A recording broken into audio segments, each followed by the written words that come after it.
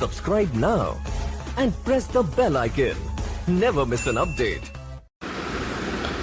वर्सोवा विधानसभा में आज ward number 61 में कांग्रेस उम्मीदवार दिव्या अवनीश सिंह के ऑफिस का उद्घाटन मुंबई कांग्रेस अध्यक्ष सांसद वर्षा गायकवाड़ और मलाड आमदार असलम शेख के हाथों से हुआ। इस मौके पे दिव्या अवनीश सिंह और अवनीश सिंह ने मीडिया से बात की। देखिए क्या कहा।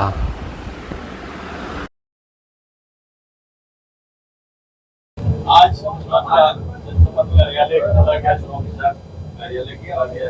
क्या मुद्दे हैं यहाँ जो खासतौर से आप लोग जो है जो पिछले आज नगर सेवक थे, उसके बाद 2.5-3 साल एडमिनिस्ट्रेशन संभाले, तो क्या मुद्दे जो उन लोगों ने नहीं किए और क्या आप करेंगे? सबसे पहले तो आप सभी लोगों का बहुत बहुत धन्यवाद, इतनी देर से आप लोग यहाँ इंतजार किए। मुद्दे तो ऐसे हैं कि सवाल ये पूछा जाना चाहिए कि क्या हुआ है पिछले 20-25 सालों में वार्ड नंबर 61 में क्या हुआ, ये बेसिक सवाल है। अब इसकी बाउंड्री तो शायद मोटा मोटा आप लोगों को आइडिया होगा। एक बार राउंड लगा लीजिए, बाहर राउंड लगा लीजिए और अंदर राउंड लगा लीजिए। कहीं पे कोई विकास नहीं है। रोड के उस पार विकास दिखता है, रोड के इस पार एकदम विकास नहीं दिखता। कहीं ना कहीं वार्ड नंबर 61 से जो है पिछले कई सालों से भेदभाव हो रहा है। यहाँ पे चाहे ट्रैफिक का प्रॉब्लम हो, चाहे फुटपाथ का प्रॉब्लम हो, चाहे पानी का प्रॉब्लम हो, चाहे लॉ एंड ऑर्डर का प्रॉब्लम हो, बहुत सारी चीज़ें यहाँ पे हैं जो बहुत पर्टिनेंट ढंग से यहाँ पे प्रॉब्लम है और इसका कोई सोल्यूशन नहीं निकल रहा है। और जनता में कहीं ना कहीं इसकी निराशा है। जनता जो है चेंज चाह रही है और मुझे उम्मीद है कि वो चेंज का माध्यम जो है दिव्या अवनीश सिंह बनेगी। आने वाले दिनों में अच्छे मतों से आप यहाँ की जनता जिताएगी। और जीतना तो एक शुरुआत होता है, असली काम जो है जीतने के बाद होता है। और मुझे उम्मीद है, मुझे पूरा भरोसा है कि 16 तारीख के बाद जो अगला 5 साल आएगा वो ऐसा रहेगा कि 61 में आपको डिफरेंस दिखेगा, काम में डिफरेंस दिखेगा, जमीन पे काम दिखेगा। दुर्भाग्य से जब चुनाव आता है तो चुनाव के हिसाब से जो है लादी गिर जाती है, चुनाव के हिसाब से 2-4 नाली बनने लगती है, जनता को इस तरह से गुमराह किया जाता है। तो अब समय आ गया बदलाव का। वार्ड नंबर 61 में इस बार बदलाव होगा। दिव्या जी, आप क्या आश्वासन देना चाह रही हैं? मैं निरंतर कहती रहती हूँ अपने वार्ड के लोगों से, जो अपना परिवार है, उनसे कहती रहती हूँ कि जो बीएमसी के तरफ से सुविधा से आप वंचित रहे हैं उसे आप तक पहुँचाने का कार्य हम करेंगे। और इसमें कोई भी गुमराह जैसे कर जाते हैं लोग, वो नहीं हो पाएगा। और हम उनसे सराहना लेकर, उनके मार्गदर्शक उनको बनाकर आगे की काम करना चाहते हैं, क्योंकि घर उनका है, ये प्रांत उनका है, उनका पूरा हक है ये तय करना कि जो भी कार्य होना चाहिए बीएमसी से वो किस तरह होना चाहिए।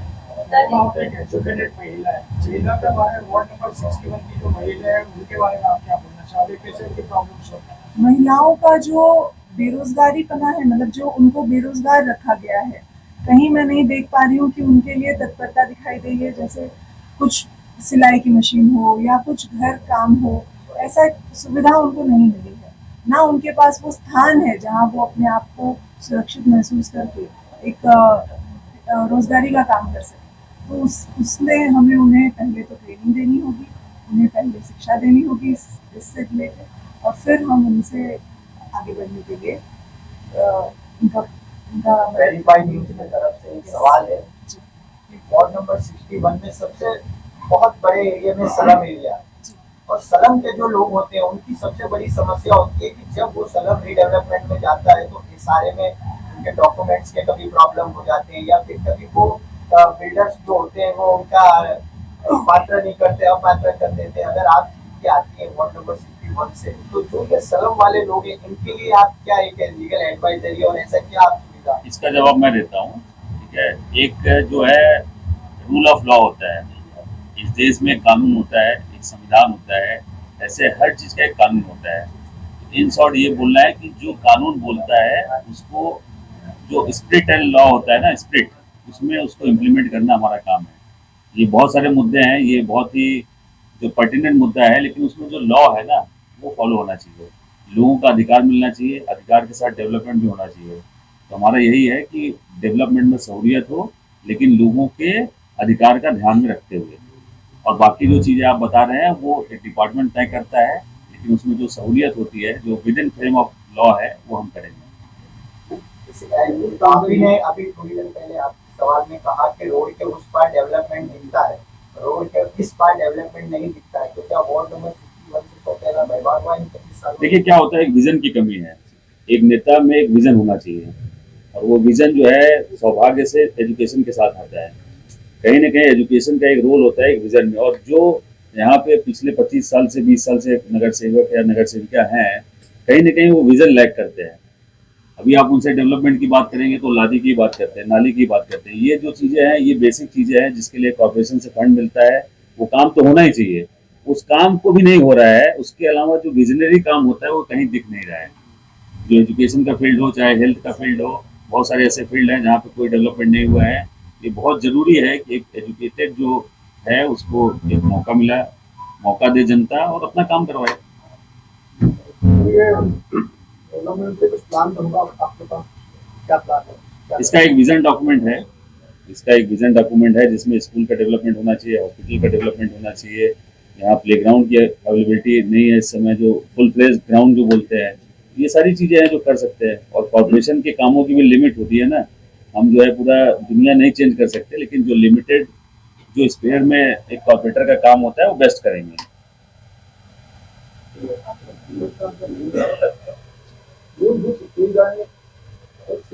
आप जीत कर आने के बाद भी ऐसा कौन सा बड़ा मसला है आपके वार्ड में सिटी बन रही है जो आप उसको कहते हैं पहला उठाएंगे? मैं समझती हूँ सफाई का मसला और पानी का मसला, ये दो मसला जो हर एक आम इंसान को छूती है, उससे पहले हमें दुरुस्त करने की जरूरत है। मेरा पहला दोनों काम इसी से जुड़ा हुआ है, जो डायरेक्टली बीएमसी के अंदर आता है, और उस चीज़ को सही करना हमारा फर्ज बनता है, जो कि हमें कड़ी है बीएमसी और आम आदमी के बीच में। मेरा क्वेश्चन है कि जब ग्राउंड लेवल पे हमने जब लोगों से बात की तो उनका कहना है कि वो सिर्फ रोड के साइड से आते हैं, बाकी समय वो नहीं आते हैं, कचरे का डब्बा पहुंच जाता है, जाते कचरे के जो नाली वगैरह कोई भी कचरे की नहीं जाती, तो रोड के साइड में आते हैं। तो आप क्या सोचते हैं, इस बार आपका क्या नया कुछ रहेगा इसमें कि लोगों को प्रॉब्लम? इस धारणा को हर बार हमने चुनौती दी है, क्योंकि हम निरंतर रूप से बार बार बिना किसी इलेक्शन कैंपेन के लोगों तक पहुंचे हैं, कई सालों से पहुंचते आ रहे हैं। तो हमने ये चीज़ नहीं सुना है, और इस विचारधारा को मैं अपने आप से जोड़ने नहीं दूंगी। ये मेरा संकल्प है। एक मुद्दा और है यूथ और ड्रग्स की तरफ जा रहा है, उसका आप क्या करेंगे? इसीलिए मैं बोल रहा हूँ कि इसके लिए आपको एक विजन होना चाहिए, एक जो है अवेयरनेस प्रोग्राम होना चाहिए। ड्रग्स के फायदे नुकसान के होते हैं, जो लॉ एंड ऑर्डर का प्रॉब्लम होता है, उसको एक देखिए, ये सब पूरा एक ब्रैकेट है। इसको कहीं ना कहीं वो चैनल को कहीं ना कहीं ब्रेक करना पड़ेगा इसका सोल्यूशन लाने के लिए। उसमें जो बेस्ट होगा वो हम लोग करेंगे, और इसमें जल्द से जल्द अच्छा रिजल्ट डालने का प्रयास करेंगे। मेरा इतना लास्ट क्वेश्चन है कि कांग्रेस ने इस बार युवाओं को अच्छा मौका दिया है और खासकर महिलाओं को, उसके लिए आप क्या कहेंगे? मैं बहुत बहुत शुक्रगुजार हूँ कांग्रेस पार्टी की, जो उन्होंने हमें एक मौका दिया है, हमें रोशनी दी है, हमें ढूंढा है। जो हम लोगों के लिए इतना काम करते आए हैं उसे स्वीकार किया है उन्होंने, और हम ज़रूर इस चुनौती का पूरा सम्मान करेंगे। इसमें एक चीज़ और ऐड कर सकता हूँ, 50% जो रिजर्वेशन है वो कांग्रेस गवर्नमेंट ने लाया है। तो महिलाओं का, उनका अधिकार का, उनको मौका मिलने का जो अधिकार है कांग्रेस पार्टी ने लाया है। आपकी नजर में कोई स्कीम आने वाले वक्त में जैसे लाडली बहना आज बहुत बड़ी महिलाओं को इन लोगों ने आश्वासन दिया, तो आप मैं उनके लिए ऐसा कुछ करना चाहती हूँ जो उनके लिए निरंतर रूप में काम आ सके। वो वन टाइम कुछ नहीं होना चाहिए। मैं ऐसे बदलाव लाना चाहती हूँ जो उनके साथ रहे और हर रोज वो उनका लाभ उठा सके। लाडली बहन जो योजना है वो क्या योजना है? ये सवाल ये लोगों को सवाल पूछना पड़ेगा। ये जो गवर्नमेंट में टैक्स जमा होता है, जो हर आदमी, हर इंसान जो टैक्स पेयर पैसा जमा करता है, उसी को वो रिवर्ट कर रहे हैं। ये पैसा कहीं से फंड जनरेट नहीं हो रहा है गवर्नमेंट को। फंड जो हमको एजुकेशन में डालना रहता है, फंड हमको जो हेल्थ में डालना रहता है, वो डायरेक्ट एक तरीके से चुनावी माहौल के हिसाब से ये लोग डायरेक्ट अकाउंट में डाल रहे हैं, लेकिन हॉस्पिटल कहाँ बन रहा है, स्कूल कहाँ बन रहा है, रोड जो है एक सिंगल कॉन्ट्रैक्ट में दे दिया जाता है, हर जगह जाइए आप ट्रैफिक ही ट्रैफिक लगा हुआ है। तो पैसे का डाइवर्जन है, ये पैसे का ये डाइवर्जन है, पैसे मुद्दों से भटकाने का काम है। और इस बार भी हो सकता है 2 दिन पहले जो है लाडली बहन की किस्तें आ जाए, तो ये बहुत बड़ा चीज नहीं है। लोगों को समझाने की बात है कि ये डायरेक्ट एक तरीके से आपका जो हक जहाँ दूसरी जगह होता है वहां से डाइवर्ट करके यहाँ पे दे रहे हैं। बहुत सारे डिपार्टमेंट में फंड ही नहीं है, बहुत सारे मंत्री कंप्लेन करते रहते हैं भाई हमारे फंड का प्रोविजन ही नहीं बन रहा है, क्योंकि लाडली बहन का इतना बड़ा प्रेशर आ रहा है। तो ये जो है राजनीतिक मुद्दे हैं, ये लॉन्ग टर्म कोई सोल्यूशन है नहीं, और कॉर्पोरेशन के बाद ये लोग इसको खत्म भी कर देंगे, फिर इसको 2029 के आसपास चालू करेंगे। तो ये लाडली बहन योजना के लिए मैं एक ही चीज कहना चाहती हूँ, हमारी बहनें इससे कई ज्यादा डिजर्व करती हैं। जो उनका हक है वो लाडली बहन तक सीमित नहीं है, और इसलिए हमें काम करना होगा, हमें उन्हें समझाना होगा। हर एक नागरिक की ये जिम्मेदारी है कि इस घोंसले को यही रोक दिया जाए। कई राज्य पदाधिकारी है, आपके समर्थन में कांग्रेस पार्टी जोड़ने के लिए इसके लिए आप क्या बताएंगे? मैं ऐसा मानता हूँ कि कांग्रेस पार्टी इस देश की सबसे पुरानी पार्टी है, और ये दावे के साथ बोल सकता हूँ कि एकमात्र ऐसी पार्टी है जो सारे समुदाय को, सारे वर्ग को, सारे जितने भी समाज के अंग हैं उनको साथ में लेके चलती है। और ये देश इसलिए बना कि कांग्रेस पार्टी ने यहाँ पे शासन किया बहुत सालों से, जो देश का संविधान मानता है, जो देश के संविधान को ट्रू सेंस में इम्प्लीमेंट करते हैं। अब देखिए राजनीति का जो स्तर है या जो राजनीति का डायरेक्शन कितना अलग चला जा रहा है, कितनी निगेटिविटी आ रही है समाज में। हम किस मुद्दों पे चुनाव लड़ते हैं, हमको किस मुद्दे पे चुनाव लड़ना चाहिए, ये जनता को सोचने का समय आ गया है। कांग्रेस को दिन भर गाली देने से सोल्यूशन नहीं निकलेगा। जो पार्टी सत्ता में है उनसे सवाल पूछना पड़ेगा। आज जो पार्टी सत्ता में है वो 11 साल से सत्ता में है, 11 साल की अकाउंटेबिलिटी कौन तय करेगा?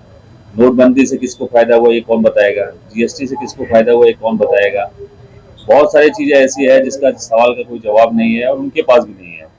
तो ये सारे भ्रमित करने वाले मुद्दे हैं। देश में जो पर्टिनेंट मुद्दे हैं, समाज में जो पर्टिनेंट मुद्दे हैं, जो विकास के मुद्दे हैं, एजुकेशन का है, हेल्थ का है, लोगों के बच्चों के भविष्य की बात है, उस पर बात करनी चाहिए। ये भटकाने वाले मुद्दे हैं और इसमें हमको सबको अपने को अपडेट करना पड़ेगा कि इससे हम लोग प्रभावित ना हो। अवनीश भाई, एक छोटा सवाल, अभी कई संगठन और कई पार्टीज, छोटी पार्टीज ने आपको ज्वाइन किया, आपको सपोर्ट किया, तो कौन लोग हैं, किस तरह से, और उस सपोर्ट को आप किस तरह से देखते हैं? अभी तो ये शुरुआत है, अभी आप देखिएगा चुनाव और थोड़ा आगे जाने दीजिए, बहुत सारे लोग ज्वाइन करेंगे और रिजल्ट के बाद तो और भी ज्वाइन करने वाले हैं, क्योंकि कहीं ना कहीं लोग जो है दूसरी के पार्टी के लोग कहीं ना कहीं उनको लग रहा है कि उनके साथ इनजस्टिस हो रहा है। ये चुनाव के समय सबको ले तो लेते हैं, लेकिन कितना क्या न्याय करोगे आप? चुनावी मौसम के हिसाब से सबको पार्टी में ले लेते हैं, फिर उनको कोई न्याय दे नहीं पाते। बहुत सारी चीजें ऐसी होती हैं, जिस तरह से बीजेपी में टिकट कटता है, क्यों टिकट कटता है किसी को पता नहीं रहता, लेकिन टिकट कट जाता है और उनके अंदर वो लोकतांत्रिक प्रक्रिया नहीं है कि कोई पूछ भी पाए क्यों कट गया। तो ये सारी चीजें हैं जो धीरे धीरे अनरेस्ट में आ रहे हैं वहाँ के कार्यकर्ता, वहाँ के नेता, बहुत सारी पार्टियों के ऐसे हैं। और आने वाले टाइम में देखिएगा थोड़ा सा हवा का रुख चेंज होगा ना, तो बहुत माहौल चेंज हो जाएगा।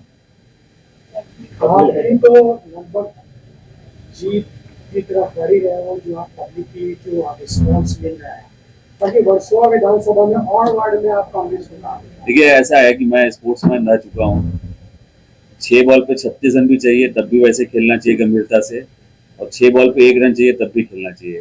तो जब तक हम जीत नहीं जाते, जब तक रिजल्ट नहीं आ जाता, तब तक हम लड़ाई के मैदान में हैं और उसमें 1% हमारे इंटेंशन में, इंटेंसिटी में कमी नहीं आना चाहिए। तो हम लोग चुनाव अपने पूरे शिद्दत के साथ लड़ रहे हैं, 100% लड़ रहे हैं, और बाकी सारे वार्ड्स में भी कांग्रेस की स्थिति बहुत अच्छी है। मुझे उम्मीद है कि हम लोग 3 से 4 सीटें जीत सकते हैं, और आने वाले टाइम में भी मोमेंटम जब पकड़ेगा तो आप लोगों को भी समझ में आ जाएगा। Thank you.